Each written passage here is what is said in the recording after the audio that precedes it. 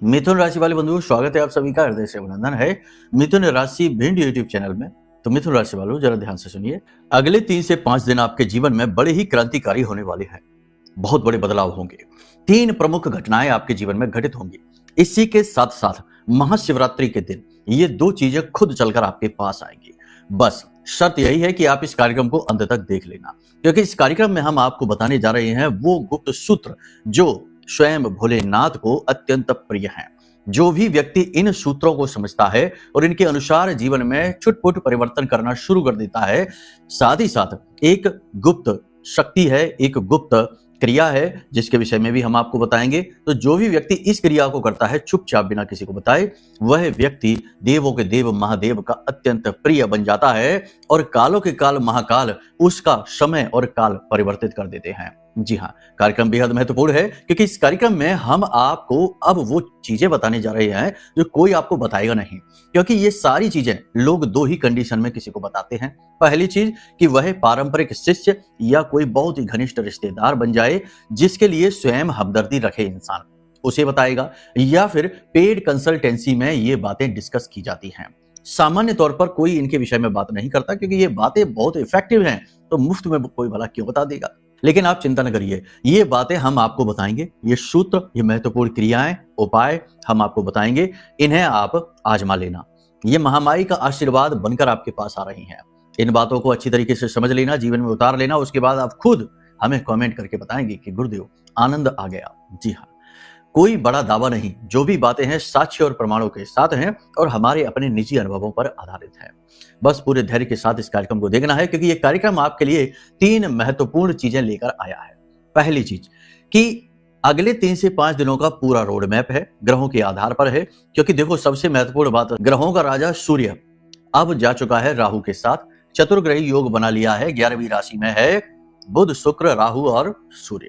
यहां पर एक अजीब स्थिति बन रही है, कह सकते हैं कि ये स्थिति कंफ्यूजन क्रिएट करेगी, अनिर्णय की स्थिति उत्पन्न करेगी, कई बार नकारात्मक घटनाओं की कारक बनेगी, बहुत ही विषम और भीषण घटनाएं जीवन में करवाने वाली बनेगी। लेकिन इसी के साथ साथ याद रखना, जो चीज बहुत खराब होती है वही बहुत अच्छी भी बन सकती है, यदि चतुराई से, बुद्धिमानी से इसका प्रयोग किया जाए। जी हाँ, ये जो योग है, यदि आप इसके प्रभाव को, इसके स्वभाव को समझ लेते हैं तो आप लाभ भी ले जाएंगे। जी हाँ, साथ ही साथ चंद्रमा केतु और गुरु से दृष्ट है और गुरुदेव की राशि में ही बैठा है, तो बहुत ही ज्यादा प्रभावशाली है।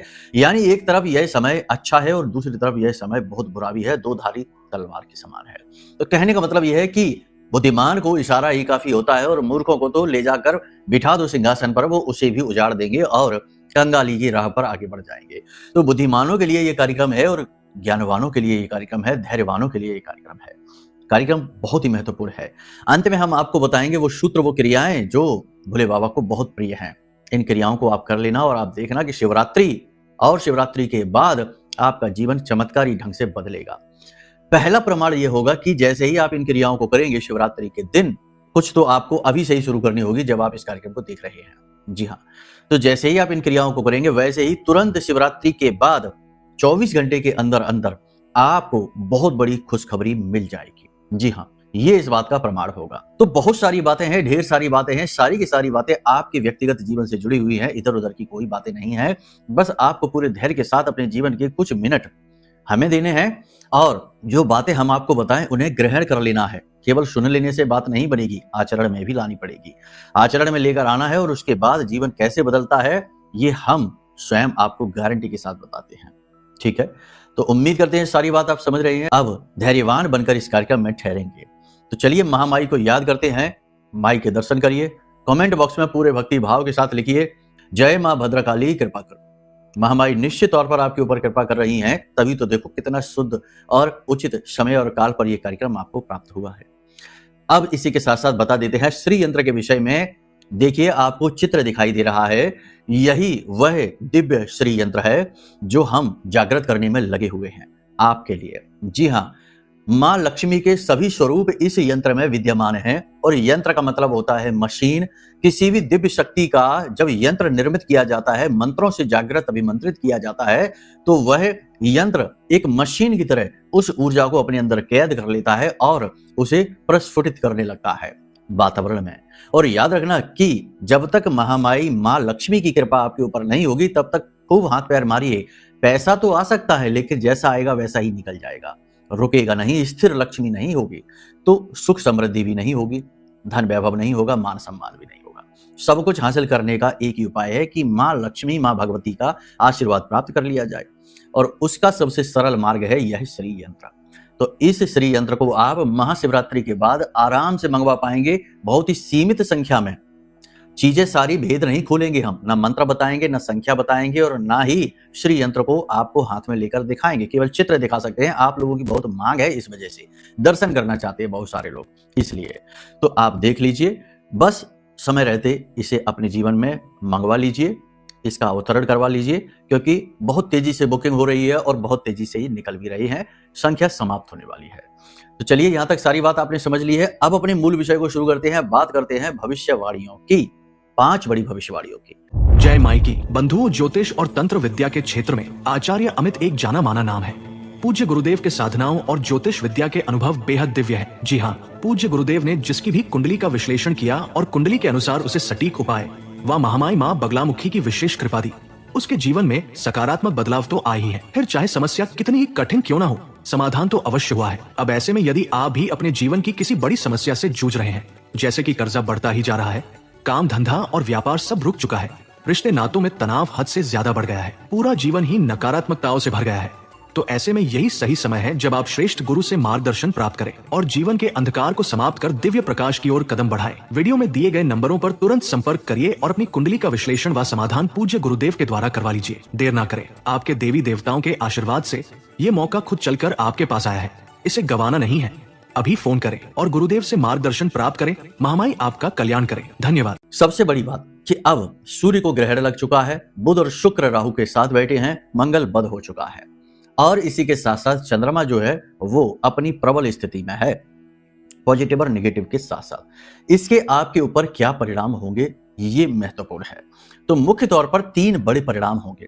पहली चीज कि आपको बहुत ज्यादा अवसाद, बहुत ज्यादा तनाव, बहुत ज्यादा नेगेटिविटी और चल रहे कार्यों में अचानक से रुकावट का सामना करना पड़ सकता है।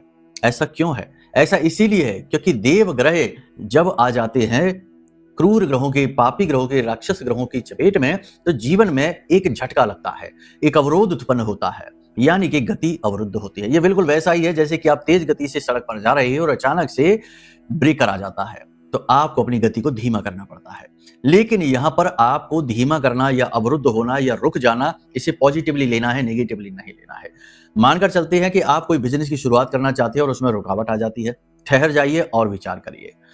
किसी के साथ पार्टनरशिप का ऑफर आया है लेकिन अब बात बन नहीं रही, कुछ गड़बड़ हो गई है, रुक गई है बात, रुक जाइए, विचार कर लीजिए, इंसान कैसा है देख लीजिए, बिजनेस कैसा करने जा रहे हैं देख लीजिए, कहीं निवेश करने जा रहे हैं, दिक्कत आ गई, रुकावट आ गई, गलत जगह तो निवेश करने नहीं जा रहे हैं, ये देख लीजिए, नौकरी बदलने का फैसला लिया और उसमें रुकावट आ गई, बनते बनते बात बिगड़ गई, समझ जाइए कि ये समय काल सही है कि नहीं है। यानी कि ये समय और काल है जब आप स्व आकलन की स्थिति में जाइए, अपने कार्यों का, अपने जीवन का आकलन करने की कोशिश करिए कि कहीं कोई गलत फैसला तो आप लेने नहीं जा रहे हैं। एक तरफ तो ये स्थिति होगी कि अवरोध आएगा, काम रुकेंगे, सोचने का मौका मिलेगा, तो विचार करिए।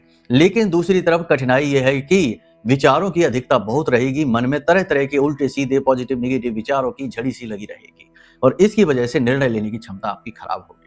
अब इसमें जो भक्त हैं, जो धर्म से जुड़े हैं सीधे और जो गहरे मन के साथ पूजा पाठ अनुष्ठान करते हैं, उनके लिए दिव्य अनुभवों का समय है। जी हाँ, उन्हें देवी देवताओं के दिव्य अनुभव होंगे, सपने में देवी देवताओं के दर्शन हो सकते हैं और अनुभूतियां हो सकती हैं, यानी अपने आसपास किसी दिव्य शक्ति के होने का भाव मन में उत्पन्न हो सकता है।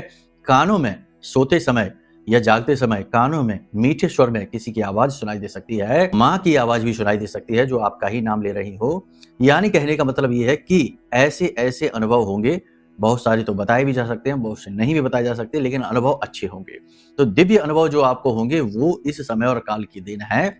ऐसे में ये समय है कि अगर आपको अनुभव हो जाते हैं तो आप कोई अच्छी साधना प्रारंभ कर दीजिए, भोले बाबा से जुड़ी हुई या आपकी जो भी इष्ट हैं उनसे जुड़ी हुई कोई गुप्त और अच्छी शक्तिशाली साधना प्रारंभ कर दीजिए। समय और काल अच्छा है।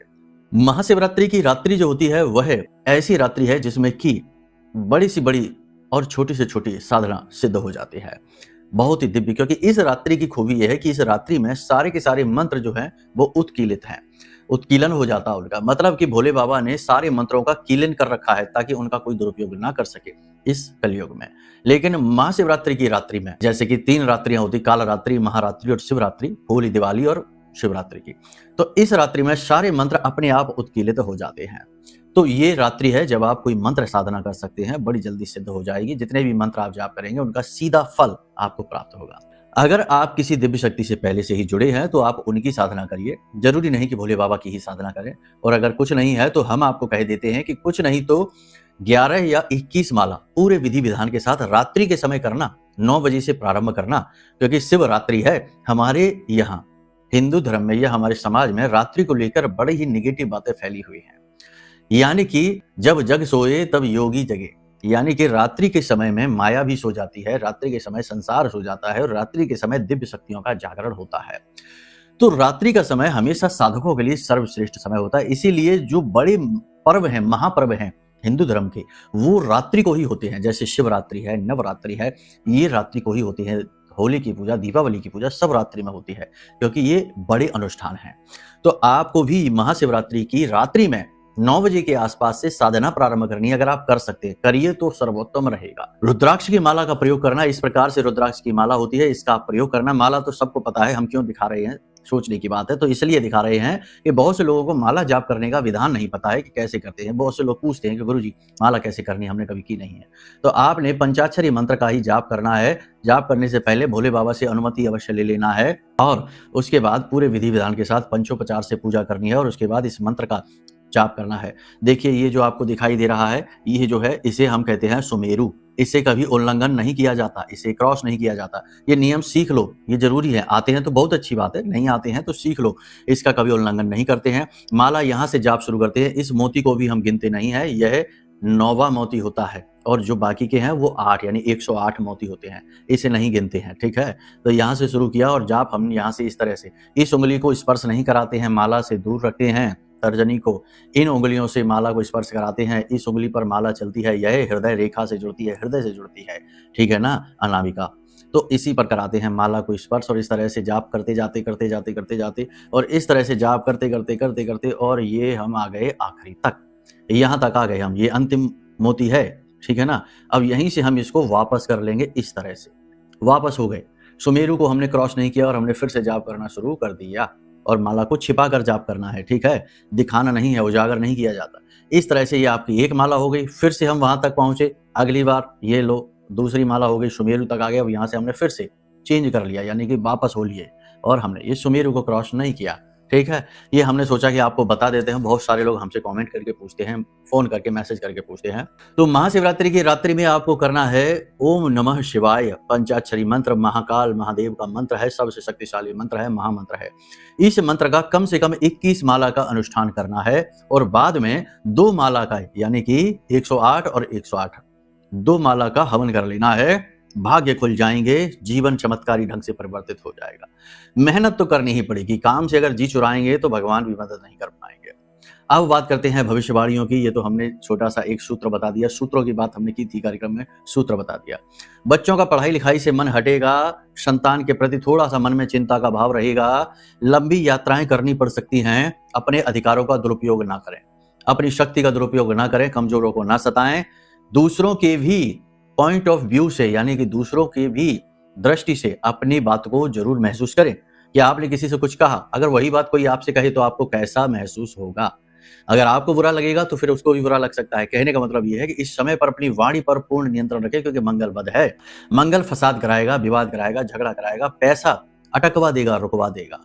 तो कहने का मतलब यह है कि वाणी पर नियंत्रण अवश्य रखें, वरना आप फंस सकते हैं बिना मतलब के विवादों में।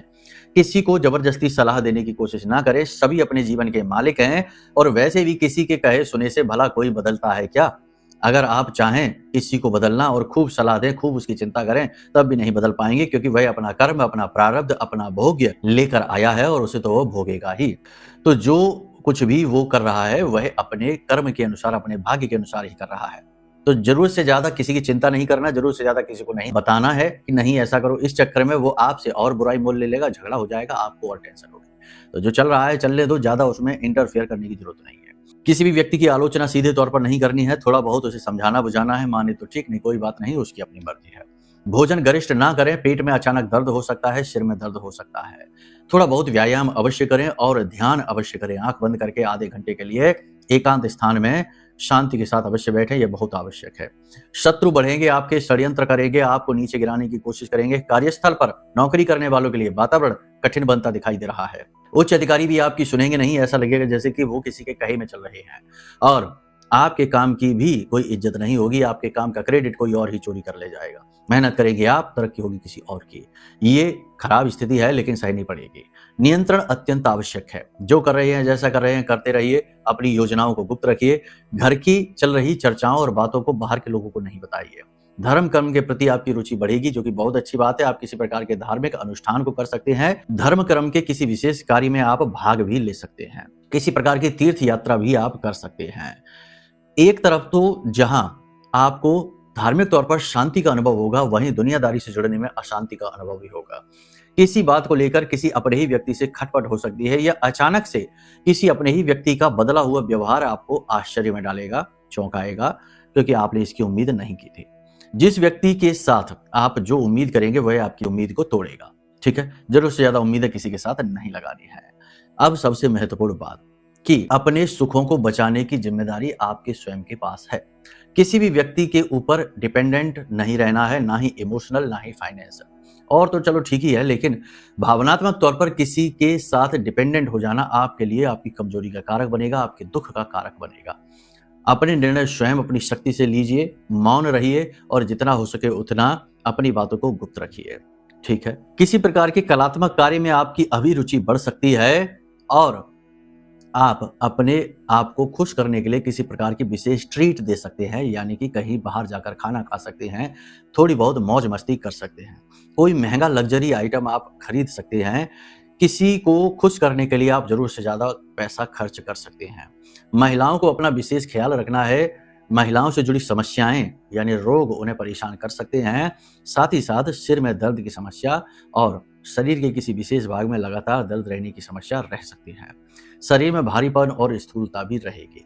जितना जोर लगाकर आप काम करना चाहेंगे उतना जोर लगेगा नहीं, यानी शरीर आपका साथ देगा नहीं। अब सबसे महत्वपूर्ण बात कि अपनी बात को लेकर जिद पर ना अड़े और जरूर से ज्यादा चिंता किसी चीज की ना करें। कोई आपकी बात मान रहा है तो ठीक है, नहीं मान रहा है तो कोई बात नहीं है, यानी जिद करेंगे तो रिलेशनशिप और ज्यादा खराब हो जाएगा। प्रेमियों के लिए भी बात करें तो थोड़ा सा तनावपूर्ण वातावरण है। पार्टनर के मन को समझना पड़ेगा। पार्टनर के व्यक्तिगत जीवन में परेशानियां चल रही हैं, उन्हें समझना पड़ेगा, उसी के अनुसार व्यवहार करें। दाम्पत्य जीवन अच्छा है, कोई समस्या नहीं है, परेशानी किसी चीज की नहीं है, लेकिन जीवन की भागदौड़ में आप अपने दाम्पत्य जीवन का सुख ले नहीं पाएंगे। 3 से 5 दिनों के अंत में आप अपने जीवन साथी के साथ कहीं बाहर घूमने जा सकते हैं। जीवन की भागदौड़ बहुत अधिक रहेगी, काम की अधिकता बहुत रहेगी, अलग अलग प्रकार की जिम्मेदारियां आपको प्राप्त होंगी, तो इन सब के लिए आप तैयार रहिए। पैसों को बचा कर रखिए, पैसे की आने वाले समय में आपको बहुत अधिक आवश्यकता रहने वाली है। इन सब चीजों के उपरांत करेंगे आप सारे काम अपनी पूरी निष्ठा के साथ, मेहनत के साथ, समर्पण के साथ, लेकिन इन सब चीजों के बावजूद भी कहीं ना कहीं अंतर मन में घुटन का भाव रहेगा, कहीं ना कहीं अंतर मन में अकेलापन रहेगा, कहीं ना कहीं अंतर मन में थोड़ा सा दुख का भाव, कठिनाई का भाव, जैसे कि कोई आपको समझ ही नहीं पा रहा है, ऐसा भाव रहेगा। तो ये अकेलेपन का भाव आपके दुख का, आपके कष्ट और परेशानी का कारक बनेगा। आपको बड़ी समझदारी के साथ अपने आप को संभालना है, अपना स्वयं का गुरु खुद बनना है। ठीक है, जो भी अपनी समस्या है वो मंदिर जाइए, भगवान को सुनाइए, वही सबके पिता हैं, सबकी माँ है, आपके पिता और आपकी माँ है, उन्हीं को सारी बातें बताइए जाकर। अब यहाँ पर ध्यान से सुनिए, महाशिवरात्रि के दिन या उसके 24 घंटे के अंदर अंदर ये 2 चीजें आपके पास खुद चलकर आएंगी। ये क्या है, ध्यान से सुनिए। पहली चीज तो वो कि आप जिस भी चीज के लिए इंतजार, जैसे कि जो बेरोजगार हैं वो नौकरी का इंतजार कर रहे हैं कि कैसे भी रोजगार प्राप्त हो जाए, खुद नौकरी चलकर आएगी। कर्म तो करना ही पड़ेगा, बिल्कुल स्वाभाविक सी बात है। अकर्ता और निकम्मेपन की तो कोई तोड़ ही नहीं है, दवाई ही नहीं है।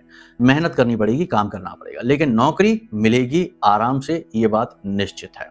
दूसरा कि जिस काम के लिए आप तड़प रहे हैं, जैसे कि ठेके का पैसा है, सरकार से जुड़ा पैसा है, कोई कॉन्ट्रैक्ट है, कोई डील है जो अटकी हुई है और वो हो नहीं रही है, तो वो निश्चित तौर पर आपकी हो जाएगी, कंप्लीट हो जाएगी, बशर्ते कि जो चीजें हमने आपको बताई हैं उन्हें जीवन में जरूर उतारना। महाशिवरात्रि के दिन यानी रात्रि के समय तो आप अनुष्ठान कर ही लेना, ये तो निश्चित है ही, इसी से लाभ आपको होंगे। महाशिवरात्रि के दिन भी अन्न, धन और वस्त्र का दान अवश्य करना, खास तौर से अंधे और अपाहिज भिखारियों को, बुजुर्ग बूढ़े भिखारियों को 5 से 7 को कर दीजिए, आपका कल्याण हो जाएगा। यह बहुत आवश्यक है। बाकी महाशिवरात्रि के दिन मौन रहिए, झूठ ना बोलिए, जितना हो सके कम से कम बोलिए और उल्टे सीधे चीजों से दूर रहिए और अपनी वाणी पर नियंत्रण रखना, यह बहुत अधिक आवश्यक है। नियम संयम तो आप जानते ही हैं, नैतिकता के सभी नियमों का आपको पालन करना है। अब एक गुप्त उपाय, बहुत ही गुप्त और बहुत ही शक्तिशाली उपाय, इसे आप कर लीजिए, आपका कल्याण हो जाएगा। महाशिवरात्रि के दिन आपको क्या करना है, एक नारियल लेना है और उस नारियल के ऊपर आपको काजल से, बाजार से काजल लेकर आना और काजल से 21 टीके लगा देने हैं। नारियल जो होता है ना, जटा नारियल बोलते हैं, पानी वाला नहीं, सूखा नारियल, उस पर 21 टीके आपको लगा देने हैं काजल से, ठीक है। और उसके बाद उस नारियल पर अपनी समस्या लिख देनी है कि आपकी क्या समस्या है। जो भी आपकी समस्या है, जैसे शत्रुनाश करवाना है और व्यापार में उन्नति करवाना है, कर्जे से मुक्ति करवाना है, जो भी आपकी समस्या है, दाम्पत्य सुख बढ़ाना है, जो भी आपकी समस्या है, उस समस्या को लिख दीजिए जिससे आप मुक्त होना चाहते हैं, या उस इच्छा को लिख दीजिए जो आप अपने जीवन में लाना चाहते हैं, उसे आप लिख दीजिए। और अब इस नारियल को चुपचाप ले जाकर पहले तो अपने ऊपर से, अपने सिर के ऊपर से उल्टा 7 बार उसारिए या उतारा करिए और उसके बाद ले जाकर इसे किसी दूर दराज एकांत में पीपल के या बरगद के वृक्ष के नीचे लगभग 1-1.5 फीट गड्ढा खोदकर उसमें दबा आइए। बस गुप्त रूप से करना ये उपाय, किसी को इसके बारे में बताना नहीं, ना ही कोई आपको ये करते हुए देखे। इतना आप कर लीजिए, आपका कल्याण हो जाएगा। महाशिवरात्रि के दिन ही आपको सबसे शक्तिशाली और कलयुग का राजा कहे जाने वाले ग्रह राहु की कृपा प्राप्त हो जाएगी, क्योंकि यह भगवान भोलेनाथ का सबसे बड़ा चेला है। भगवान भोलेनाथ की कृपा इसके ऊपर हुई तभी इसकी जान बची, वरना तो ये खत्म ही हो जाता।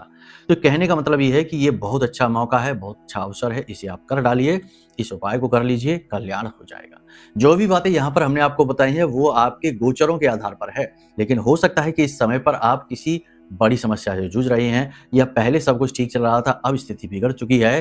कोई भी कैसी भी स्थिति हो, आपको एक काम जरूर करना है कि अपनी कुंडली का आकलन करा लेना है, क्योंकि कुंडली का आकलन, देखो हम पहले ही कह देते हैं, बहुत सारे लोग ऐसे हैं जो बहुत ज्यादा परेशान हो जाते हैं, बहुत ज्यादा गड्ढे में चले जाते हैं, घाटा खा जाते हैं, फिर कुंडली लेकर आते हैं, लेकिन अब पछताए होत क्या जब चिड़िया चुग गई खेत, यानी कि अब तो बर्बादी हो गई, अब क्या करेगी कुंडली।